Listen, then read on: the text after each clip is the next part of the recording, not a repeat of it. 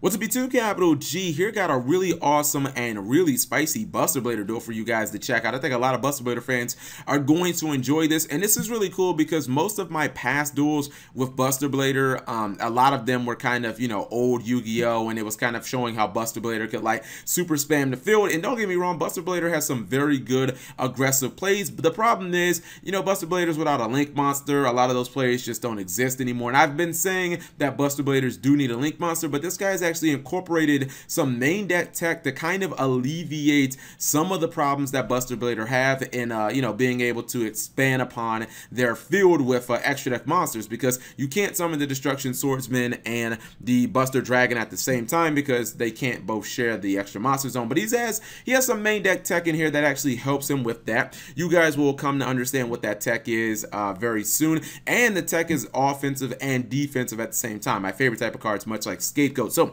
he's dueling against Fluffle in this video. Fluffle are somewhat in a situation like Buster Blader. Fluffle will have some way, or they have a way of kind of cheating around the restriction. In fact, you guys will see it in the first turn. I don't think I need that much more setup than this. It should be probably a duel that Fluffle will have an advantage in, but you guys will see how his main deck tech kind of answers a way of actually stopping Fluffle as well. So he opens up a Pot of Duality. He's going to take Where Art Thou, and with the Battle Fader in his hand, he feels pretty confident just passing, even though his opponent, has like 6 cards and he has nothing on the board. Opens up with Fight for Patchwork, then Allure of Darkness. Apparently, we're never getting Fight for Patchwork in the TCG. Activates Edge Imp Chain and Penguin. So he's going to get a draw. He gets a discard. He plays Cotton Eater. I believe he put Wangs in the graveyard. Now, this is how Fluffles essentially can cheat around only using one extra deck spot or one extra deck zone. What they'll essentially do is they'll fusion summon, and then they'll use that fusion monster, that Frightful monster, to go into Sabretooth, and Sabretooth will summon the fusion back. Since it's not being summoned from the extra deck, it's being summoned from the graveyard, it can go into main monster zone. And what he's going to do is he's going to take it one step further than that. He's not going to do it once, he's actually going to do it twice. Plays Fusion Recycling Plant, and you see once again he's going to summon Sabretooth using another Sabretooth, which brings back the Sabretooth. He tries the OTK here, which he clearly would have been able to do. I have his math, or I have the math somewhere at like 10,300 damage, but Battle Fader comes in randomly and says, no, you shall not pass. Now, the one criticism I have is, I don't know if you guys noticed this, but he has no Link Karibo in his extra deck. I don't know what that's about, bro, but I think you gotta have some Link 1s in your deck if you're gonna be running like Battle Fader in the main deck. Battle Fader absolutely saved his bacon here. Let's continue on with the duel and see what happens.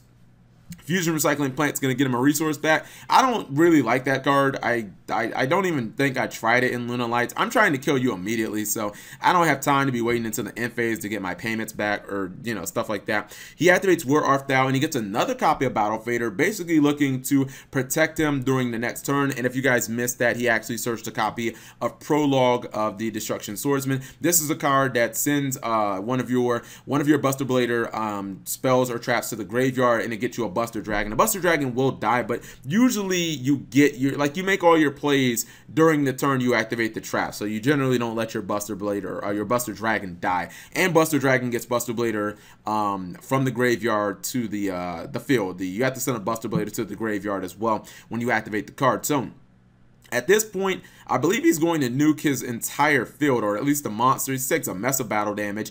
Almost dies here, but he does not to the Battle Fader. And I looked at the field. Well, never mind. Let's let him activate Patchwork first. Again, rest in peace, TCG. I looked at the field, and I looked at the game state, and I was like, bro, I don't really see how this guy has any path to victory, to be honest. Like, he has 8,000 life points. He has, 3,000. He clearly has field advantage out the wazoo. He still has 5 cards in hand, so he has hand advantage too. I mean, what are we looking at? He has what? 4 monsters on the field, 3 in the back row, so that's 7 plus another 5. He has 12 cards to this guy's 5, like plus 7 on this guy. Like, are you serious? I thought this duel was absolutely over, and it's not like he can really do much with this Battle Fader, right? That's what I thought. Let's see what he can do here. And by the way, he top decks Pot of Duality. Such an awesome top deck when you're losing this bed. Kappa, you can't do anything with Pot of Duality.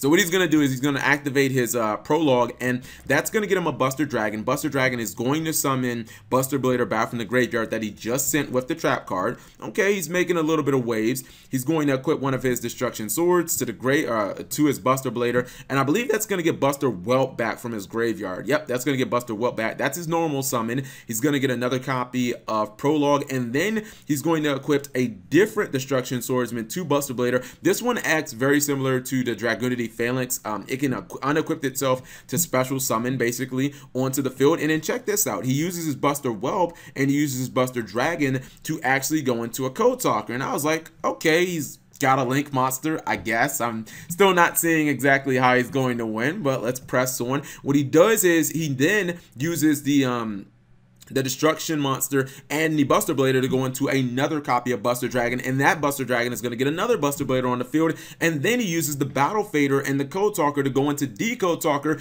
and now I'm like, bro, I think he's actually getting somewhere here. Now check this out. He's going to summon his Buster Whelp from the graveyard. He has to discard a Destruction Sword card from his hand, so he can get rid of this or he can get rid of this. Either one, it doesn't really matter. I think he's going to get pitched the monster, and he's going to go for Stardust Dragon, and then he's going to banish memories from the grave, and he summons his Destruction Swordsman. And I was like, holy shit, this actually happened. And if you guys didn't see that, let me just see what this guy's attack was, if you guys can check that out. 6,800 attack, because every monster on your opponent's side of the field becomes a dragon. Dragons cannot activate their effect, and they must switch to defense mode because of this guy right here. So when you get these two cards in combination, it's kind of curtains for your opponent. So I mean, the amount of damage he's able to do is pretty damn real, and just like that, he's almost got the game. Like, it wasn't an OTK, but it was pretty damn close. Now this guy playing Fluffles, I think at this point he's just I think he doesn't really know what to do. You can see he keeps summoning monsters,